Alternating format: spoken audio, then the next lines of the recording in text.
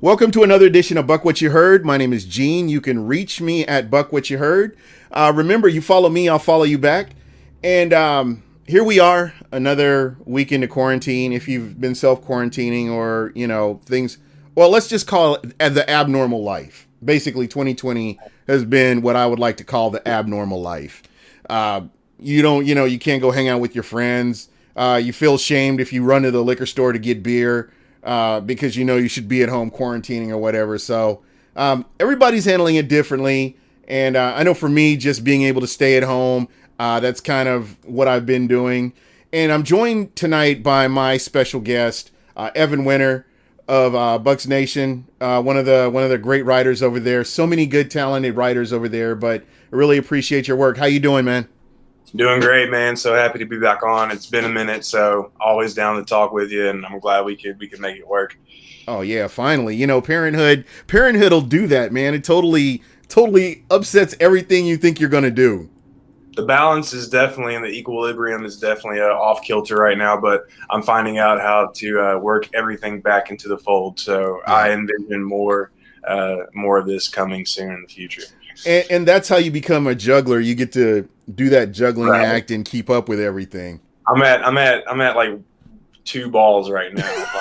I'll be able to get that third one, and yeah, my mind went to the gutter as well. But I'll be able to throw in that third ball here in probably about like a couple weeks, and then we'll just go from there. So yeah, improvement, man, baby steps. That's right. And what's crazy is if this were under normal circumstances, this would be just an incredible, spectacular football season where you're looking forward to going to games and seeing some of these different things play out. Never a dull moment since Tom Brady has been in Tampa. It has not been a dull moment at all. What do you think about just some of the things that you've heard? And we'll touch on some of the more recent things. But I know we've talked about the off season, but you continuously hear things and see things. So what do you think, dude? If it weren't for COVID right now, I would be so hyped for this season. I mean, there are a lot of Bucs fans that are already hyped, but I would be just so geared up, especially now that I get to cover the team in person and all that stuff. But also just strictly from a fan standpoint, I would be so happy. But right now I have to tailor those expectations because of COVID-19. I don't want to be shooting through the roof whenever we might not even get through the subfloor first. You know what I'm saying? Like this season might not happen. But despite all the doubt, you still see Tom Brady out here practicing with his guys, keeping it to a group of 10 or less per the state mandate. I believe it's the state mandate. God, please don't come after me. I'm not good with all this stuff. But either way, he's doing what he can to limit everything. I'm sure all the Bucs – look, I'm sure every NFL player outside of your few knuckleheads that exist, which unfortunately in this case, a couple of knuckleheads could make a big difference, but that's another – Zeke Elliott. Right, that's another topic of conversation. I'm pretty sure almost every NFL player right now is sitting at home and knows that they need to avoid COVID. They need to avoid things that lead to COVID if they really want a shot at playing. Like, here's the thing everybody needs to realize, and I'm just going to get on my soapbox for 5 seconds, is that if we want normal life to get back to normal, then we have to do what it takes to get life back to normal, which means we need to wear masks. We need to do social distancing, all that stuff, no matter what your beliefs are. But anyways, I'm pretty sure if we were in college right now, everybody would fail the group experiment. Everybody would all the group homework, the group assignment. Everybody would, well, not everybody, but the majority of people would fail it just because of just how people are right now. Right, yeah. Nobody wants to work as a team, which has been the case for actually like the last 8-10 days, but that's also another conversation for another day. But anyway, I'm sure all the Bucs right now, they know how important this season is. They know that they have a small window with Tom Brady. They know they have a 2-year shot, so they're going to do whatever they can to make sure that this season works out in their favor. So the whole thing with the NFL, like the doctor of the NFLPA or whatever, like the lead, whatever he is. I'm not. That's no disrespect to him. I just don't know what the official title is. The whole thing saying that he doesn't approve of these private workouts being organized, blah blah blah. Blah. I don't really mind it that much. Like I said, they're keeping within the mandated law of Florida of keeping groups a certain amount, and they're not. It's not like they're going and smacking each other on the ass or breathing each other, tackling each other. They're just going out and practicing essentially. So I'm okay with everything he's been doing, and I love it. And I hope that it. I don't know how much it will really affect the season, how much it will really give them an advantage that I have no clue of because this is unprecedented. But I like to see it. I'm going to say this: continuity, familiarity are huge in my opinion. You always hear about a team gelling, and you think, oh man, that's so cliche. But when you have a team that works together as a unit, you could have a team that's not as talented as other teams, but they work together as a unit and they play better and they do better. Just as a unit. And that's kind of what you want to build. You've got a brand new quarterback. You've had the same quarterback since 2015. Now he's moved on. You've got another quarterback that comes in here, and you've got all this elite talent. I think it would be important to do what you can within the confines of the law to make sure that you're doing what is law abiding, but at the same time you're helping your team to get better. So to me, I think I don't have a problem with it. Again, you're seeing these guys out there playing and they're working out, and people are starting to build that rapport with Tom Brady, and I think that's very important. Considering there are no OTAs, there isn't that mini camp. There's a lot of things that are missing from this off season that you would normally see. So this is definitely not a normal situation that we're seeing. No, 100%. And when you think about it, every team just about every team is facing the same situation that the Bucs are facing, minus the new quarterback, so on and so forth. But in terms of COVID guidelines and all that stuff, so Yeah. kind of everybody's at the same level. But there are some teams that do have an advantage. I would say though, the Bucs definitely don't have an advantage right now. Yeah, absolutely. Because again, you're looking at a new quarterback, the new captain of the ship. Yep. A rookie right tackle that currently Yeah. can't be there because he's not even signed yet, which I know we're still 3 or 4 weeks away from training camp. But usually by now you would have at least some kind of rumblings as to if a deal's going to get done or not. So could this have a correlation with COVID-19 possibly, where some of these signings haven't occurred? We know they're going to happen.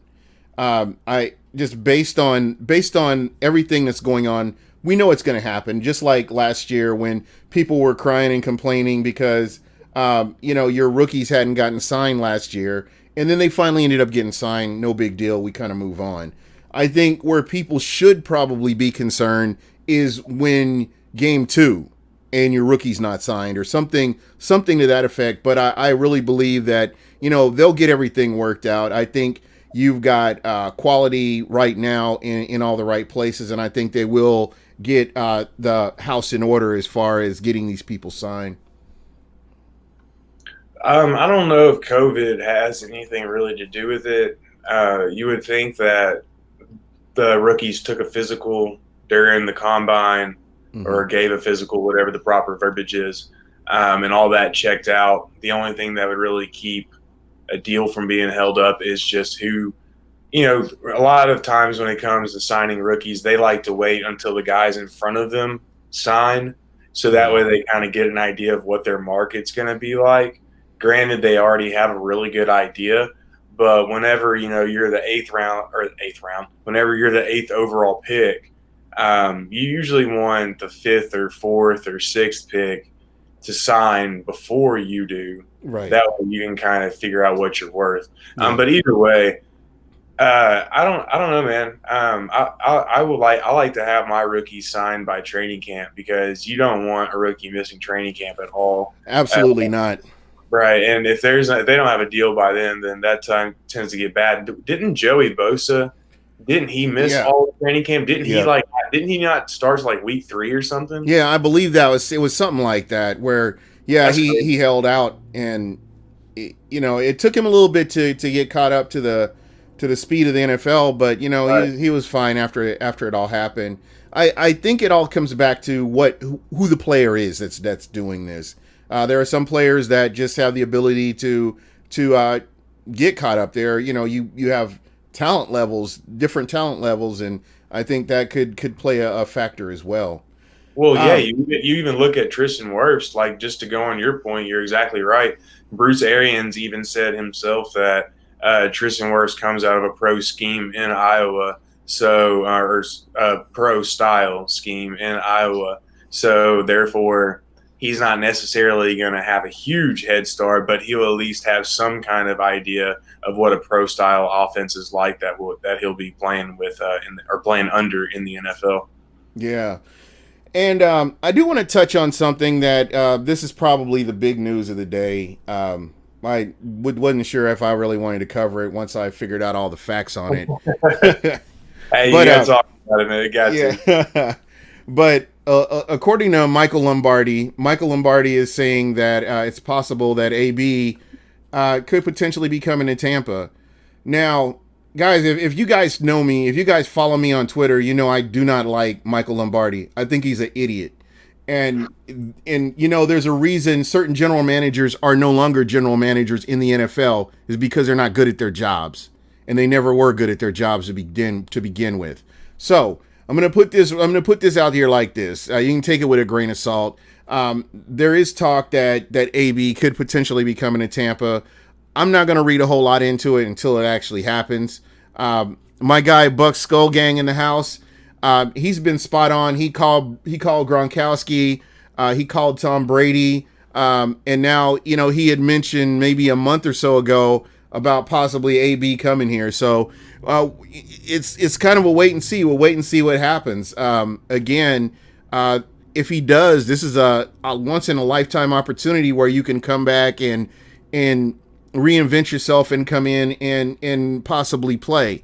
We know what his track record is. We know what he's like in the locker room, and you can go on and on and on down the field. You take that away and you look at what he does on the field. The guy is a talent. The guy is a talent. Now, we'll say that he's a talent, but as far as all the rest of this, and it's possible that he could come to Tampa. I'm just gonna kind of sit back and wait until it actually happens. Like I said, because I'm not a big Michael Lombardi fan, I have zero faith in anything that guy says. I probably will just leave it at that. Speaking of something that is happening because of COVID, that's exactly what today's news about AD is. It's just somebody saying something because there's nothing else to talk about right now when you really look at it. He didn't quote a source, nothing like that, or anything like that, rather. And yeah, it's all speculation, man. AB is not coming to Tampa Bay. If he does, then I'm going to go on the record right now. I have no issue saying it. I am not going to like it. A, they don't need him. B, he's too much of a headache. That even him being too much of a headache is second fiddle to them not needing him. That's how much of them not needing him matters, because he's a total freaking headache. He's a total pain in the ass. The fact that falls second in my mind shows me just how much they don't need him. But anyways, he would be too expensive. Even if he came in on the veteran minimum, I think the veteran minimum you have to pay at least $900,000, maybe even $1 million, in case, especially in AB's case with the type of veteran that he is. So I don't even want to pay him that much. I would pay him $250,000. That's what I would give him. I'd be like, dude, you have so much damn baggage and you have so much to prove. I don't care what Tommy Boy says. I'm giving you $250, and that's it. But dude, I don't know why this got brought up again. The only thing Michael Lombardi. Yeah, the only thing this is the same idiot that was saying when James. This was before the rookie contract was signed. That basically that they were going to bring in Teddy Bridgewater and Jameis Winston was gone. and we do see how all that went along. So again, with Michael Lombardi, you look at his track record, look at his record as a GM, and just his record of tweeting stuff out, and just choose for yourself whether he's been right or wrong. I'm going to take it for what it is, and I'm going to say, whatever. If it happens, it does. If it doesn't, it doesn't. And when Bruce Arians was even adamant back in March or April, I believe, talking to Tiki Barber about how he did not want Antonio Brown on this team. Always a good choice. Always. Dude, the burger joint down the road used to have it on tap. And then I guess since COVID happened, they don't have it on tap anymore. Yeah, I was so disappointed. But anyway, but yeah, Bruce, man, that would be very disappointing. And honestly, as much as I like Bruce and I like what he's doing in Tampa, there were a few moments last year where he spoke out of both sides of his mouth. Yeah, we saw that. If he were to let AB on to sign and come into this locker room, then that would really put a magnifying glass on his speaking out of both sides of his mouth last year, and it's going to put a magnifying glass on what he says going forward. So that, to me, I don't know. There's a lot that has to deal with him. Granted, now if it works, holy crap. I mean, you're talking about one of the best offenses of all time. Even if Tom Brady got hurt, I think Blaine Gabbert could have success in this offense. I mean, being dead serious. Like, if Antonio Brown played and came to this team, I honestly think Blaine Gabbert could throw for 30 touchdowns. I really do. But at the same time, I just from I'm going to be moral. I'm going to be biased on this. I'm going to be emotional. Take the middle please. Out of it. I don't want him, and I don't want the headache. I don't want the attention, and plus, it feels like if you add him, it's just too much, and we all know how too much can lead to disaster in the NFL. Yeah. I mean, if we're talking about just the offense, which has been the topic of conversation for so long, there's only one ball, and how do you distribute that to everybody when you've got Cam? You've got, OJ. You've got Mike Evans. You've got Chris Godwin, Dare, Ronald Jones, Kershawn Vaughn. You've got all these different players that you could potentially have to distribute the ball to. So it's like, I don't know. I go back to when Deshaun Jackson was here, and how Deshaun Jackson was wanting the ball, and there's not enough players to really distribute the ball to, and somebody's going to go away mad, and I can promise you that with as much talent as there is here, and you bring somebody like that in, somebody's going to go away mad. I promise you that. I think Antonio Brown's the only one that would go away mad, but he would go away mad enough to equal 3 people going away mad. I mean, honestly, dude, I think at this point, I think Mike Evans could have like a 50-catch, 750-yard, 4-touchdown season. And as long as he gets to win a playoff game, he would be totally fine with that. That dude, last year, I saw levels of frustration from him that I have never seen before. And it wasn't because he made a mistake. A lot of the time it was just because of bad situations that the Bucs found themselves in. And, dude, I think he just wants to win at this point. That's what it all comes down to right there. And again, the one thing that sticks in the back of my head, and I've talked about this, is the level of depth at the wide receiver position, proven depth. And yeah, you can look at Mike Evans, Chris Godwin, and those are 2 number 1 receivers. I don't care what anybody says. I'll argue those statistics with anybody. I'll argue gameplay with anybody, just what they've been capable of doing. But then from number 2 to number 3, you have such a drop off.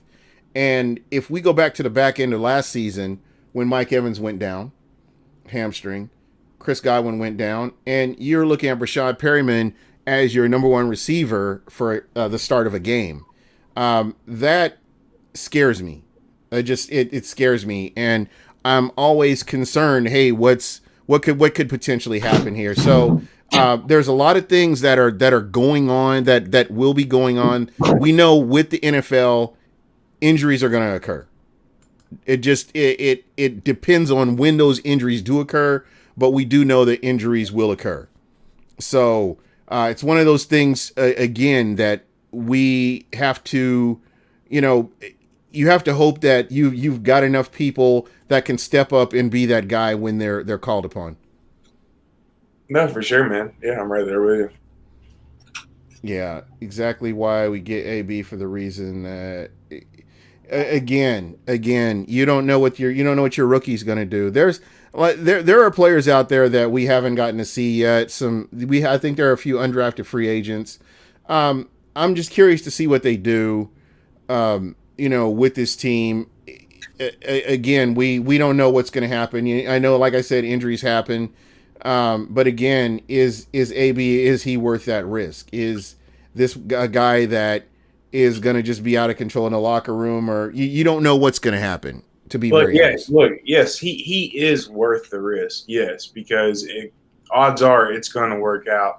But I don't want to take the chance that it doesn't work out. That's just how I feel. Like I said, it's not from a business standpoint. It's just totally from.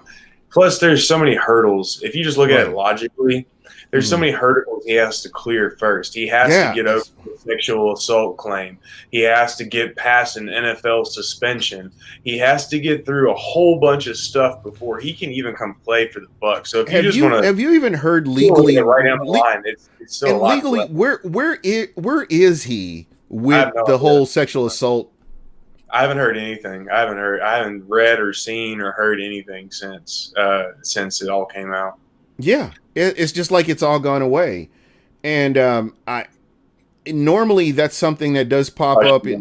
Hush money. You just never know. You really don't.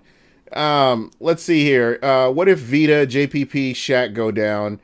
There's not even all three, just one of them. Think about it. 60% of the Bucs sacks, they had 47 sacks. 60% of those sacks belong to JPP and Shaq. If one of them goes down, that's a huge. That is a world of hurt right there. Yeah, somebody's got to step up. Yeah. So that is a great point, Stephen Pryor. Thank you for bringing that up. Again, it's just so much. So much to take in. You just don't know. No, yeah, but I mean, hey, if everything goes to plan and everybody stays healthy, if the secondary just even takes a small step forward, then this team will be in very good shape. It should be a playoff team. But at the end of the day, it's the NFL. Like you said, injuries are going to happen. And if you look at the defense last year, if I'm not mistaken, I'm pretty sure no starter missed more than 2 games in the season. No, Devin White did. So yes. Devin White. But, okay, outside of Devin White, I'm pretty sure no other starter missed more than 2 games in the season. So, I mean, that's bound to change. I think even Football's Outsiders did a piece on, like, injury luck from year to year, and they show how it can – and the Bucs were one of the least injured teams last year through the majority of the season. Not where we really needed. Yeah, right. But and obviously that you got to wonder if that's going to change or not during this year. Yeah, I know that Bucs Skull Gang is asking about Jadeveon Clowney. I've heard that Clowney's looking at either Dallas or New Orleans. Tennessee's in play big time. Really? Yeah, I mean, you got to look at Mike Vrabel. Was his defensive coordinator in Houston. The Titans have the cap room. Big reason why a lot of people think that they traded Jarrell Casey, who had a $13 million cap hit, is because they thought it was to clear some room to sign a Jadeveon Clowney or re-sign Logan Ryan. So don't count Tennessee. Yeah, I could see Logan Ryan getting re-signed before Jadeveon Clowney, just because you're talking about familiarity. He had a great season last year, and this is somebody that I could see them taking care of in-house before looking outside. My arch enemies, the New Orleans Saints and Mickey Loomis. Like I said, I've got a love-hate relationship with that guy. I don't know how he does the cap the way he does the cap every year, but somehow he manages to make it work. and I would not even be surprised if somehow they were able to get him. But that's the kind of thing that Tampa needs. Really, just keep addressing the trenches every year and continue to get better and get players depth wise that can step in and really do something. If Jadeveon Clowney goes to the Saints, I am going to be so pissed. Don't even just. I'm going to dedicate an entire hour long podcast episode on my show about how pissed off I am, and most of it's just going to be me saying, "Screw the Saints! I hate the Saints." Yeah. I want to have that Atlanta Falcons level of hatred for the Saints, but I just don't. Atlanta is the bane of my existence. They're right up there with Dallas. The Panthers are the bane of my existence. I can't do the Panthers win. So, and I want to ask you this, we're kind of going around the NFL a little bit. What do you think about the Carolina Panthers? And we've seen what they did in free agency, and we've seen what they did in the draft, and a lot of the fans are really. I'm trying to talk them off the ledge. A lot of fans are wanting to jump out the window because they feel like this is like maybe a 3 to 5 win team, and I think this team is a little bit better than what they're giving credit for. So I feel the same way. When you look at them on paper, you've got a veteran quarterback in Teddy Bridgewater. You've got a veteran left tackle in Russell Okung. You have the best running back in the league in Christian McCaffrey. You've got a good right tackle in Taylor Moton. Mm-hmm. You have a decent interior line. Who was the wide receiver they picked up? Robbie Anderson from the Jets. Robbie Anderson, yes. And so you've got Robbie Anderson. You've got a very good receiver in DJ Moore. And you kind of have an all-purpose receiver in Curtis Samuel.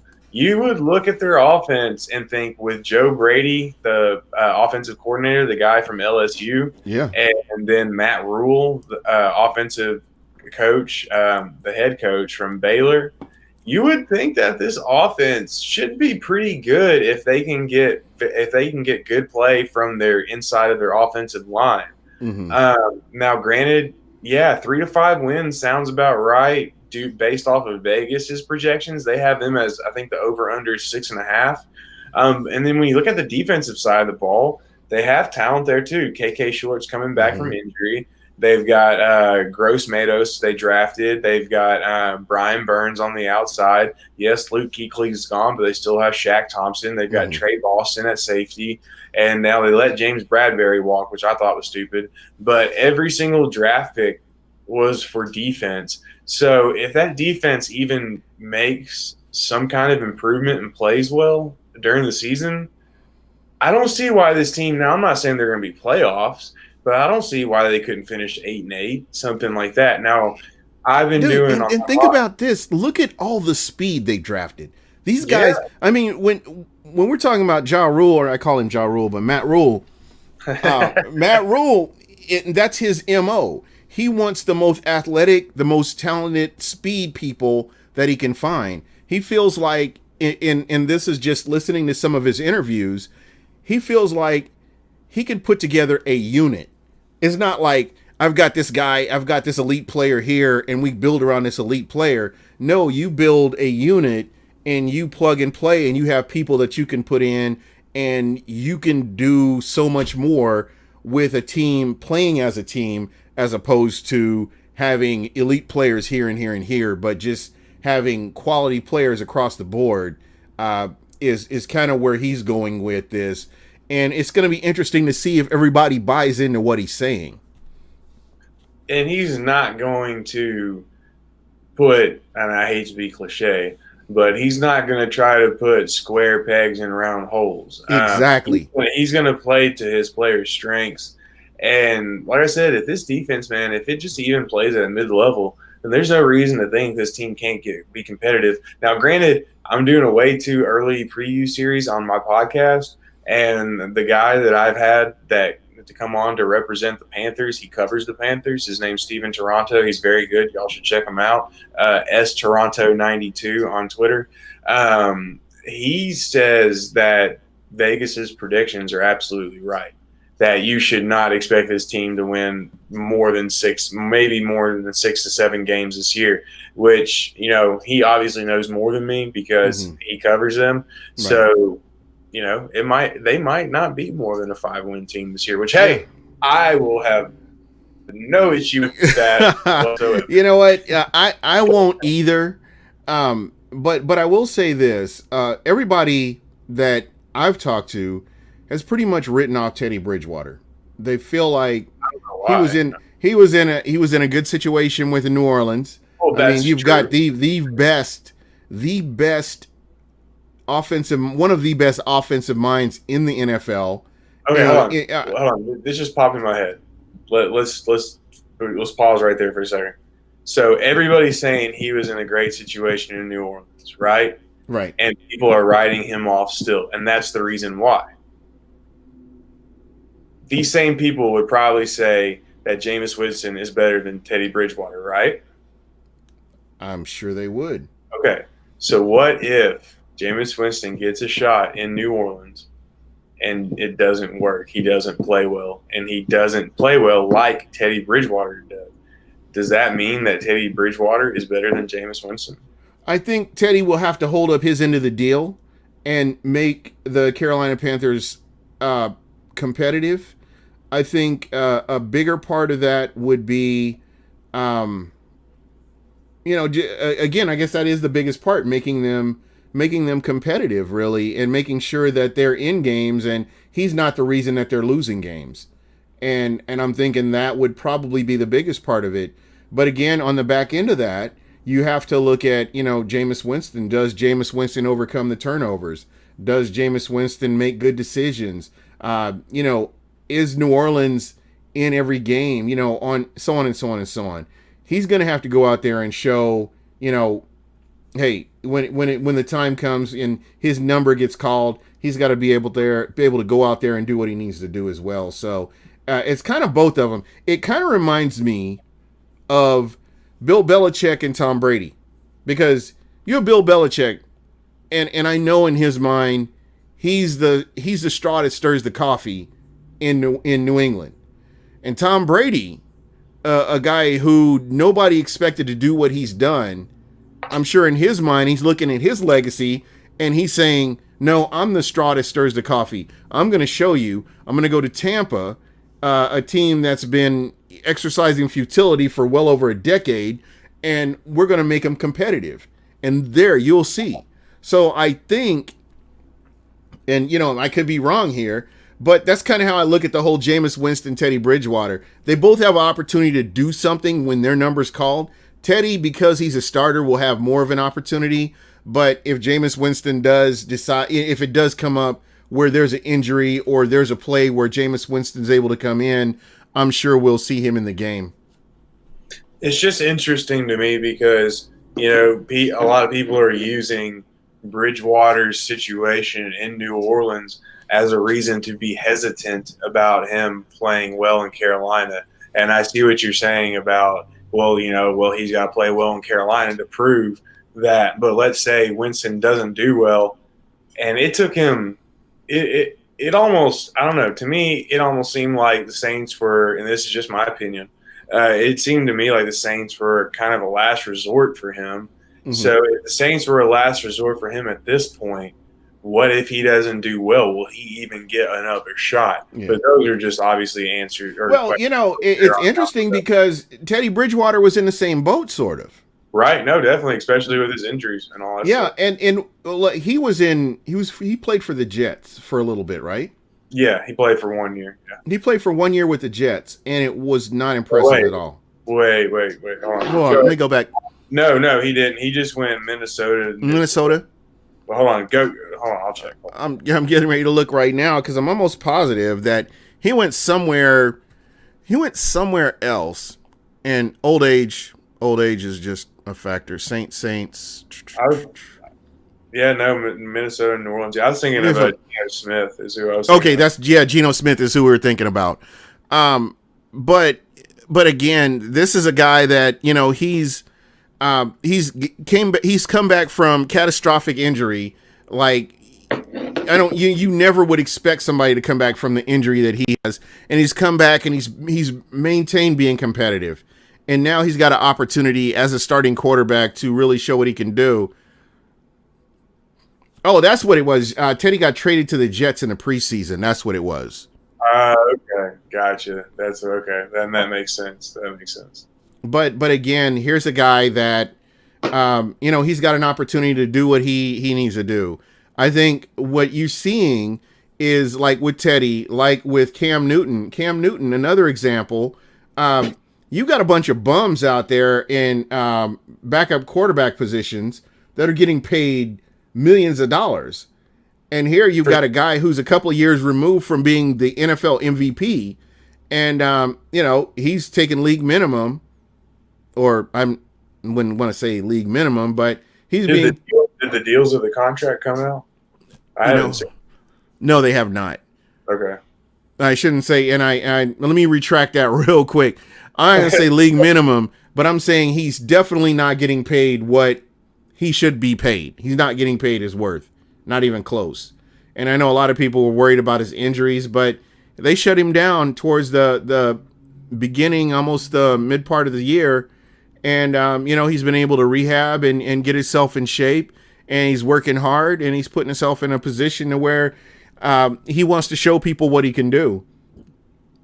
Okay, so Newton, who has been plagued with injuries in recent years and was released from the Panthers on March 24th, reportedly signed an incentive-laden one-year contract that could earn him up to $7.5 million. 7.5. The exact amount he'll make depends on his performance and whether or not he hits certain incentives. Yep. Okay, so here we go. But it's a bare minimum deal, according to Ian Rappaport. So you're probably right that it's very close to that minimum. He's just got to get the incentives. So yeah, you're right again, man. There you go. This is my thing, man. These guys deserve better. Well, I can at least say Cam Newton deserves better than what he's been given. I know a lot of people don't like him. Bucs fans definitely don't like him. I didn't have a problem with him. I just thought he was a front runner, kind of like he's a Panthers player. That's why. Yeah. I didn't like him, who's another front runner? Matt Ryan is a front runner. Donovan McNabb was a real front runner. Where if he's up by 20 points, he's going to be on the sideline celebrating, acting like there's not a problem in the world. But I promise you, if he's down by 2 touchdowns in the fourth quarter, he's got his lip out and he got his lip poked out and he's just pouting around and walking on the sidelines. That's where he reminds me of Cam Newton. Cam Newton is a front runner, and Cam Newton has to have the lead, and you rarely saw where Cam Newton is playing from behind to win games. And, correct me if I'm wrong here, but there's one of the things that really bothered me about him was he's got the towel over his head, and you can tell by his demeanor that he's pretty much shut it down for the game at certain points. I mean, these guys get emotional. It's an emotional game. You don't ever want to see them looking down or disgusted or in some kind of despair. But at the same time, and you're the starting quarterback. Right. At the same time, though, and I feel like, you see Brady yelling at people on the sidelines, and people are like, "Oh, well, that's just passion." But do you see Brady with a towel on his head, isolating himself from the rest of the team? He's been seen though with his head down and stuff like that. Now, granted, he's not sitting on the far end of a bleacher or something like that. I don't know. I just think I think just in the heat of the moment, as long as you're not Odell Beckham and kicking a net, or kicking like a kicker's field goal or like punching something, like then I just whatever. But at the same time, no, I get in a lot of that. Honestly, to me, stems from him not falling. And I hate to do this because I hate for one play to always be brought up about a player. Oh, falling down on the football. You have to do it. I think a lot of it stems from him not falling on the ball in the Super Bowl. That was a bad mistake on his part. I get it. It's right there. It's an awkward spot. But at the same time, you got to fall. You got to try to do something. You can't just bounce away like he did. So I think a lot of people will still have that it's kind of like Jameis and his 30 interceptions. Everybody's always going to remember it. He could go out and throw 80 touchdowns over the next 3 years to 30 interceptions over the next 3 years, everybody's still going to remember the 30 interception after those Yep. 3 years. Hey, Jason Light drafted a kicker in the second round. Nobody's gonna ever let Exactly. that guy live that down. Yeah, right. Ever. Exactly. Nobody. You know what? He can win 18 Super Bowls between now and the end of Doomsday, and people are always going to remember that this guy drafted a kicker in the second round. Traded up to get the kicker.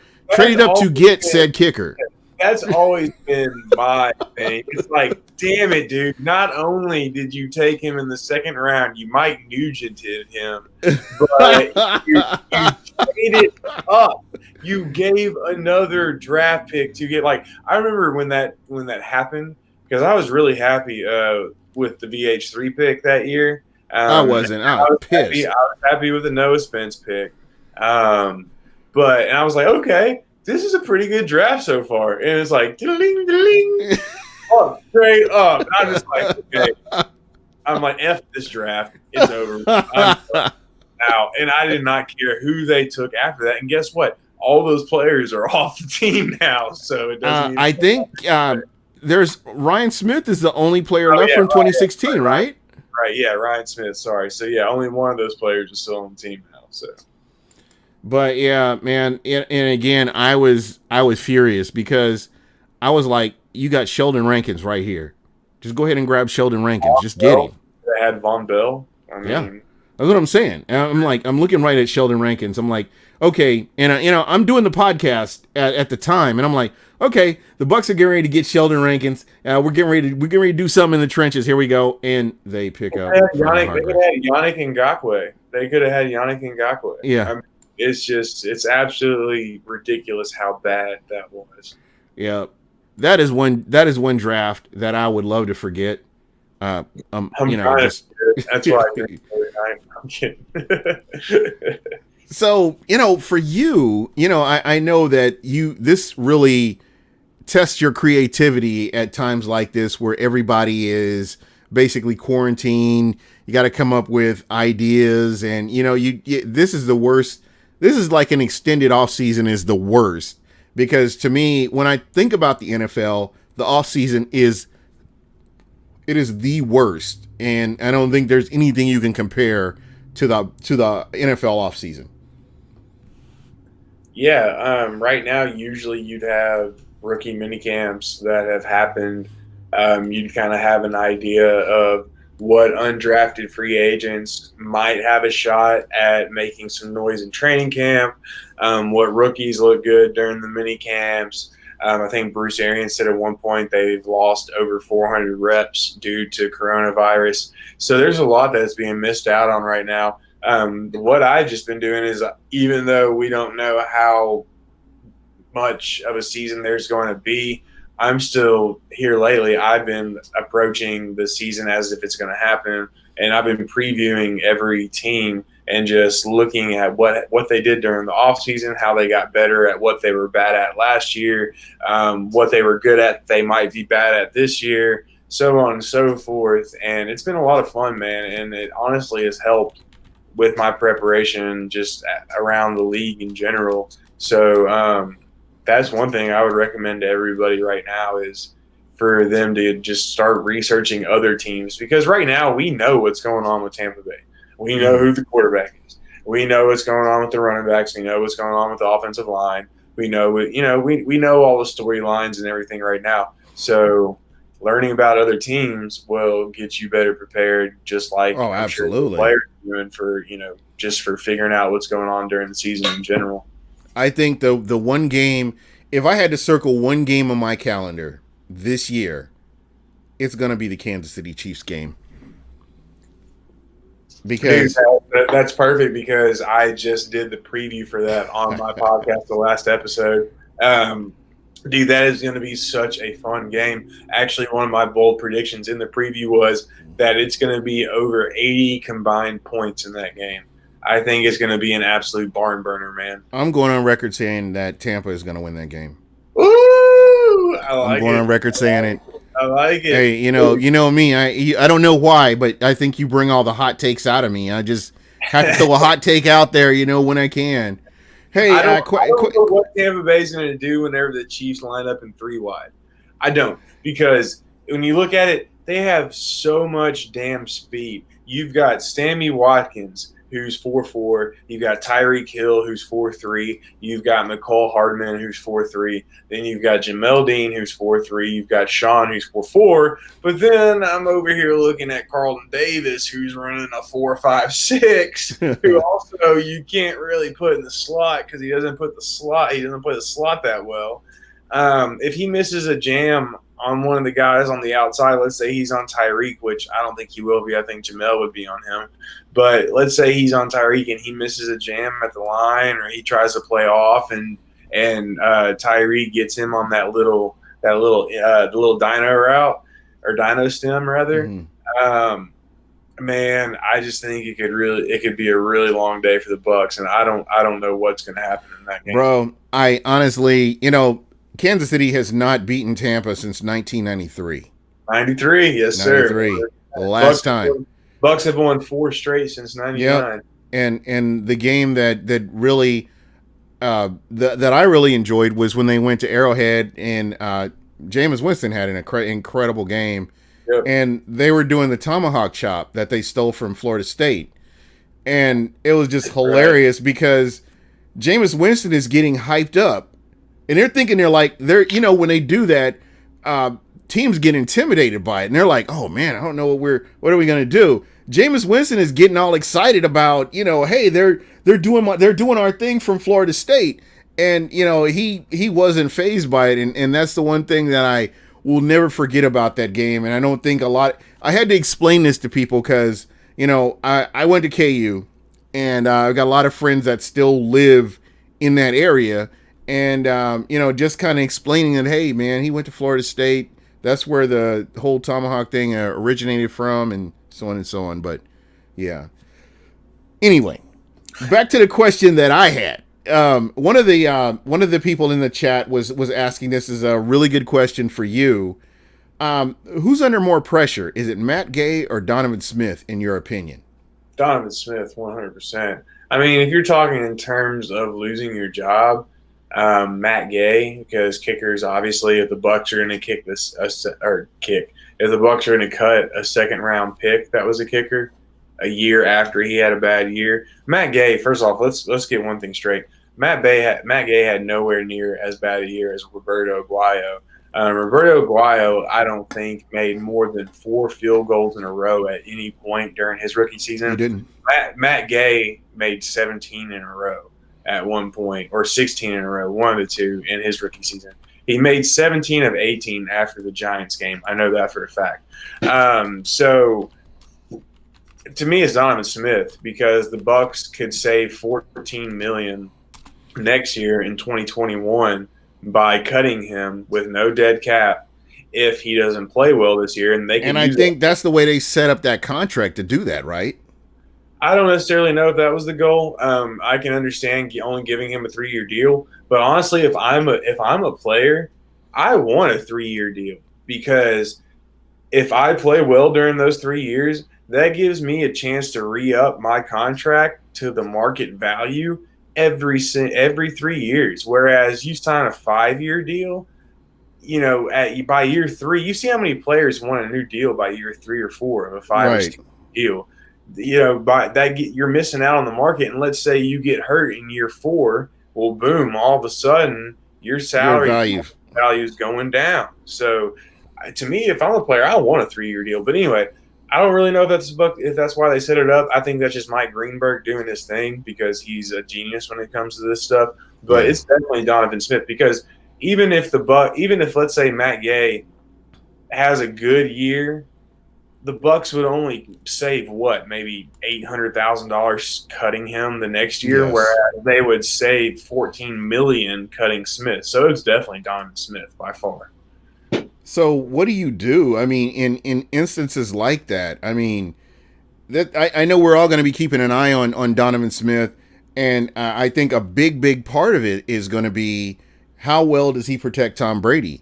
Now, the one thing that you have to keep in mind, Tom Brady is Tom Brady. And if an offensive lineman screws him over, they're going to know about it. I don't think this is going to be one of those things where, oh, we'll let the coach handle it. No, I know that your starting quarterback is going to have something to say about it. So definitely, uh, watching him and seeing how he does. I'm going to go out on a limb again and talk about wide receivers. Tom Brady making wide receivers better, where you have to run cleaner routes. You can't round off your routes. You have to follow through your routes. Just little things like that. I think Tom Brady is, when it comes to leadership, I think we're going to see that from him. Tom Brady is one of my least favorite NFL players, but the fact that he's a Buck and I can look objectively at everything, I'd have to say that I'm excited to have him on this team. For sure. And when you look at how this roster is set up, they understand, and this is going back to Donovan Smith's deal. How much of a coincidence is it that Smith's deal expires the same time Brady does? Yeah. I mean, like Ndamukong Suh has a 1-year deal. Right. They signed Kevin Minter to a 1-year deal. They signed Shaq Barrett to a 1-year deal, technically the franchise tag. Mm-hmm. They're all planning around this 2-year window without sacrificing the future after that. If you look at all the deals they're making, they don't have any dead money. They're not signing a lot of players to signing bonuses where they allocate the money to later years in the contract and all that stuff, or they prorate it. That's a better term. Right. But so, I mean, they're setting this roster up to be competitive within the next 2 years. And even if Donovan Smith has just an average year, I expect him to be back next year. I really do. Aside from plays, there were like obvious plays that Donovan Smith like had me wanting to launch him into the sun. I don't think he was as bad as what fans are making him out to be. Every player has plays that you want to launch in the sun. But it's kind of magnified. It's kind of magnified because I think you get your quarterback jacked up. I mean, well, Jameis's plays are magnified because he is a quarterback. I mean, and then you got Ali Marpet. His plays get magnified because he's supposed to be your best offensive lineman. Jamel Dean last year, his plays against Seattle were magnified because he lost the game. I mean, man, it goes back to the whole Cam Newton thing. This is an emotional ass. My voice just cracked. Wow, I feel like I was 13 again. This is an emotional ass game. And in the heat of the moment, man, we all do crazy things and say crazy. But no, you're absolutely right.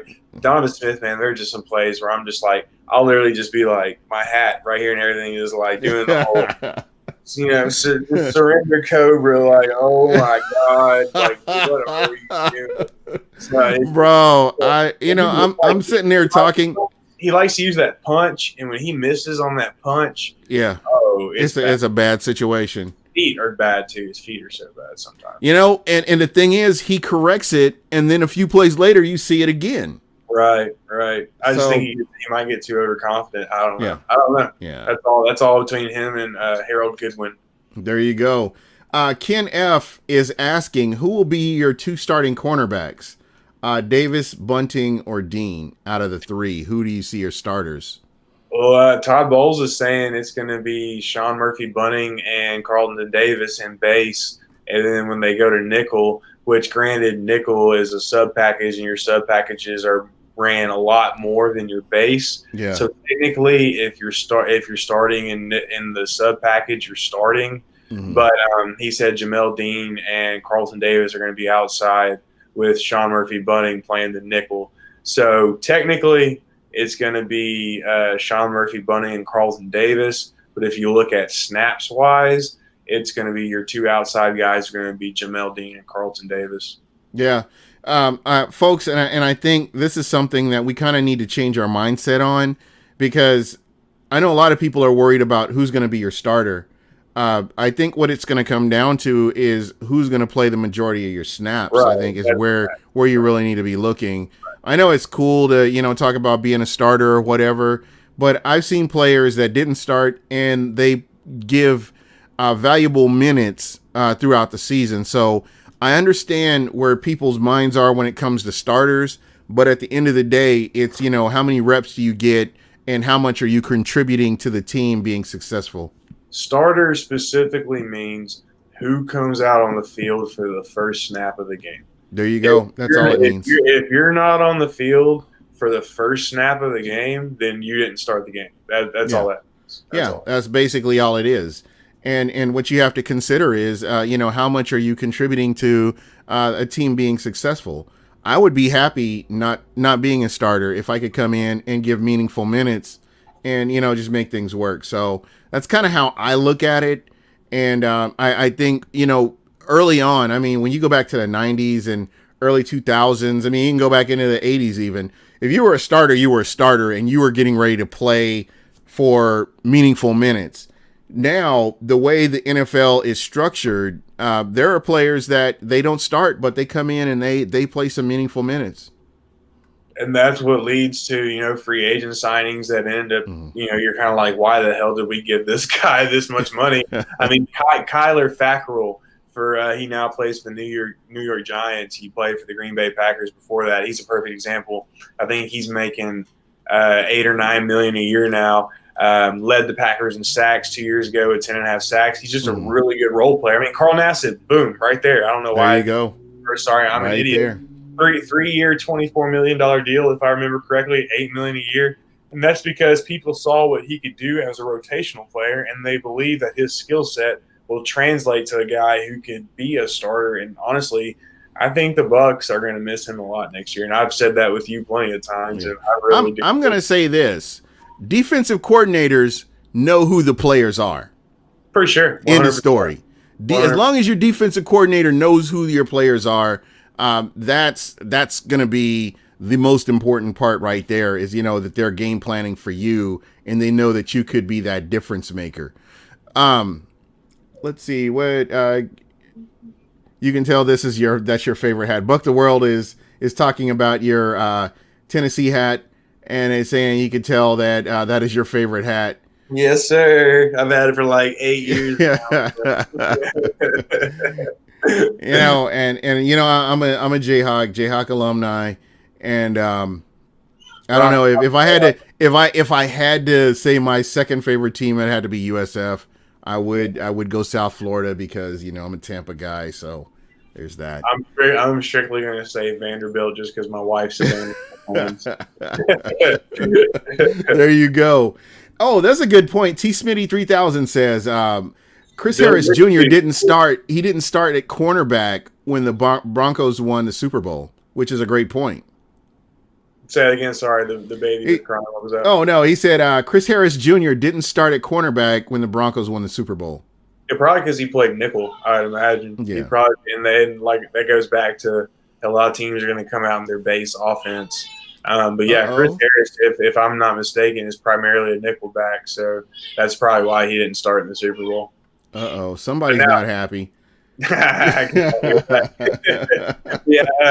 but Malcolm Butler is somebody, if you really want to think about, who played 99% or 98% of New England snaps for the regular season and in the playoffs, but didn't start the Super Bowl. That's somebody, if you really want to say, starter who didn't really start or play. Yeah, there you go. Starter is just kind of a word that, just kind of gets talked loosely. It just gets thrown around there like the word elite. Rob G is asking me, has Devontae Freeman signed with the Bucs yet?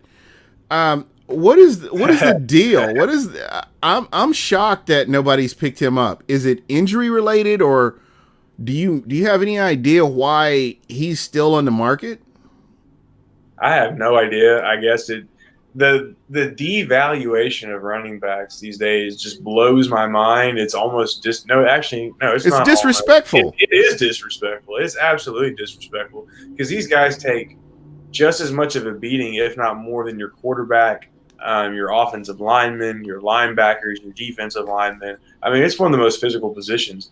And to me, I'm going to get all political again. It just reminds me of the exploitation of blue-collar workers in America. Just grind. You don't get anything in return. And then you're ground so far down that eventually you're not worth anything. And when you look at a situation like Derrick Henry, who was the league's leading rusher last year, who's in his prime right now, but got franchise tagged and is only going to make $10 million this year. That's all.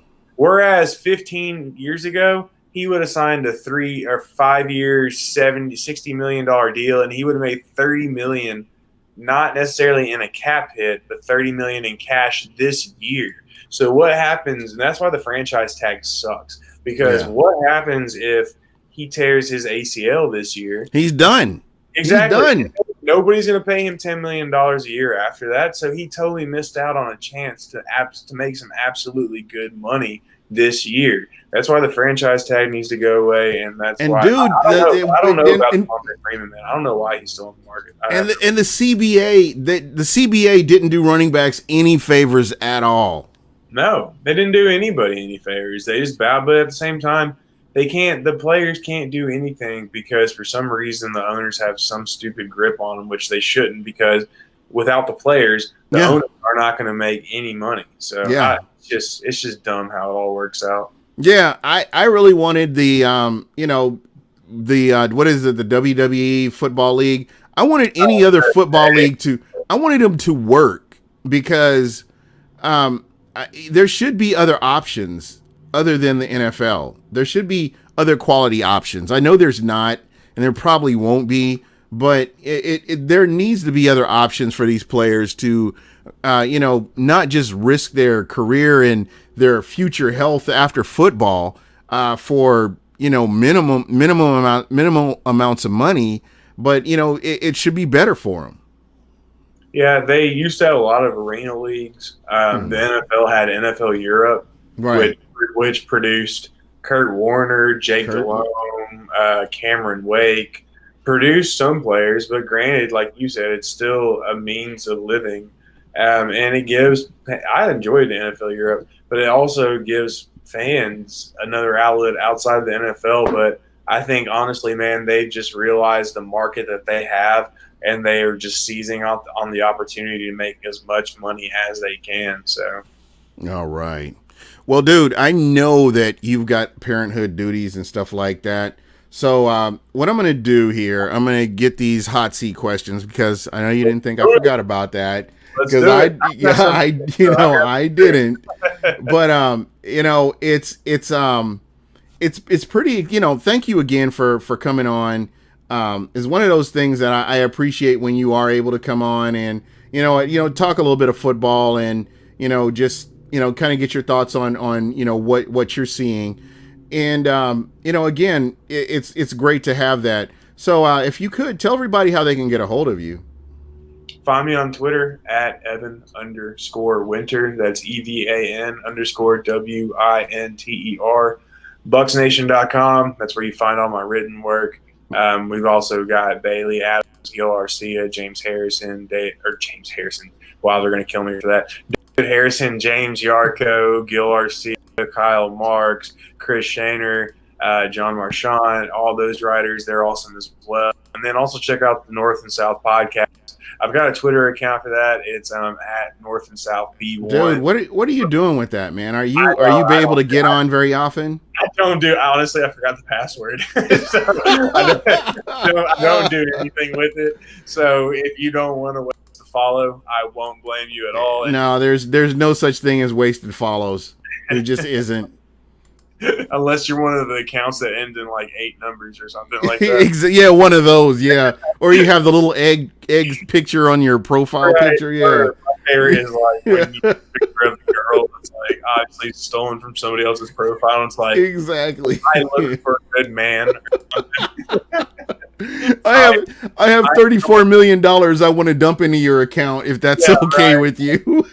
This person has died, and fortunately, they're your third cousin and uncle, so therefore they're leaving all this money. There you go. All right, so you check out the North South podcast though, and outside of that, the only place to find me is my home, and I'm not giving out that address. Yeah, there you go. I wouldn't either. One quick question. They were talking about the injury report on Vita Vea and JPP. I think with Vita Vea, my original thoughts were that Vita Vea had tried to rehab, because one thing you need to know about NFL players is they will rehab before they'll consider having surgery. So they try to exhaust all options before considering having surgery. So a lot of people are like, why are they waiting so long to do this surgery? And you have to consider these people will rehab and rehab and rehab just so they don't have to get cut open. And that plays a huge part in it. But I can promise you, both Vita Vea and JPP will be ready for week 1 of the season. JPP is a consummate professional. We saw how he came back from the neck injury last year and did what he did. So not too concerned about those guys. No, they said Vita Vea he's going to miss a couple weeks to camp. Now, granted, that is frustrating because this will be the 3rd training camp, at least some time he's missed in training camp. Mm-hmm. He missed all of it year 1. He only played, the first week last year. Yeah. Now, granted, his injuries have been less serious as the years have come on. But it's still, for a big man like him that plays a physical position like he does, you don't want to see 3 separate injuries in 3 separate off seasons. You had the calf strain in year 1. Mm-hmm. You had the knee sprain last year, and now you have the hand injury. It'd be different. It'd be different if it was like the same calf or something. But yeah, but at the same time, maybe this is just bad luck. Maybe it's kind of like Gerald McCoy. He tore his triceps in year 1 or year 2, and missed 13 games. So maybe it'll just be something like that where eventually he sheds out of it. But what happened with JPP? I feel like an idiot, but I missed something. Yeah, I think that there was surgery for him too. But again, everything that I've read, it sounds like he's going to be just fine. So surgery, it sounds procedural. Yeah, and that's what I was thinking that it was. It's something procedural. So, as you know, we have what we call the hot seat, and I hit you with 10 questions, and you answer those questions within 1 minute's time, and you win. You don't win anything. You win my appreciation that you're as sharp a football mind as I know you are. And there's that. You can have that. So as usual, I will start off by asking you a question, and then I will dive right into I will go ahead and start the clock.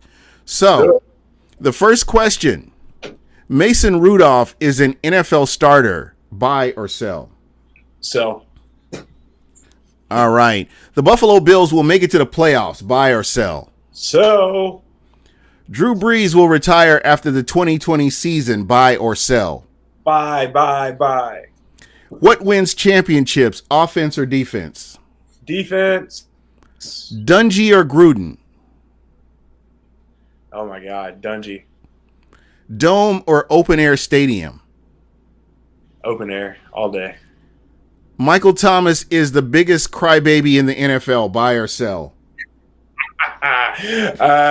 Buy. Just because I can't think of anybody better right off the top of my head. Baltimore Ravens will win the Super Bowl. Buy or sell? Sell. Chiefs. The Dallas Cowboys will be playoff contenders or pretenders. Buy or sell? Contenders. Buy all day. The Carolina Panthers will win more than 6 games. Buy or sell? Buy. Tua will win the Rookie of the Year. Buy or sell? Buy. Got it. Yeah. Good job. Look at you. All right, I'm flipping the script on you. You ready? All right, here we go. Do you got the timer? You doing the timer?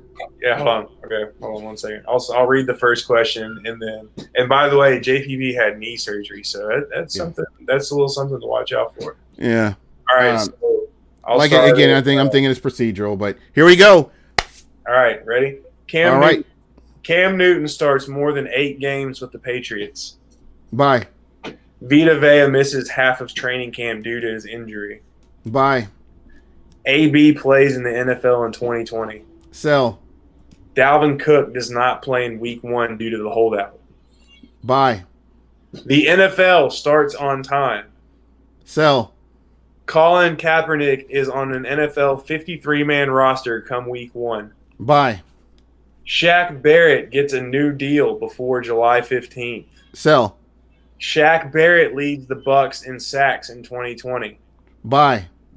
Jamel Dean leads the Bucs in interceptions in 2020. Sell.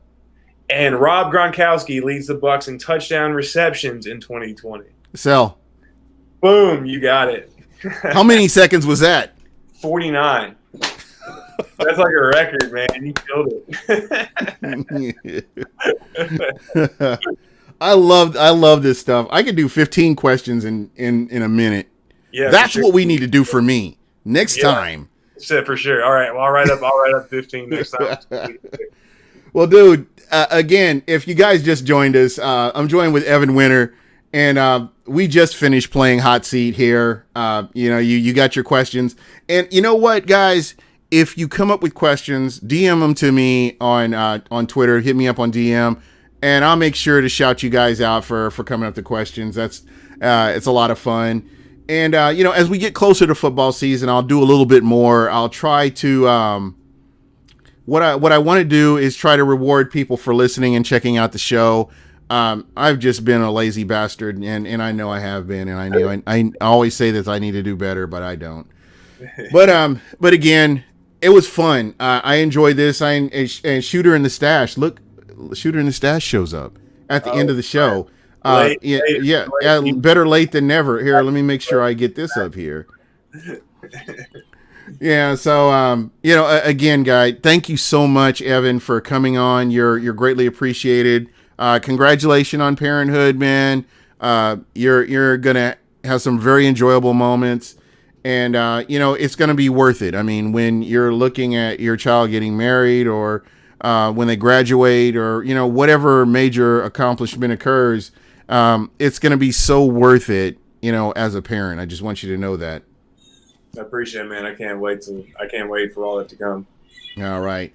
Well, guys, we're going to jump off of here. But again, special guest Evan Winter. Tell everybody how they get a hold of you, and we'll jump off of here. On Twitter at Evan_Winter, at onbucksnation.com, just Evan Winter, and then North and South Podcast. Check it out. All right. And again, this is Gene. You can reach me at Buck What You Heard on Twitter. Just follow me. I'll follow you back. And just remember, this is Evan Winter's favorite podcast. And right. And that's pretty much it for me. Be sure to check us out next week. I may be able to drag this guy back on again. Who knows? But that's pretty much it for us. And we are out of here.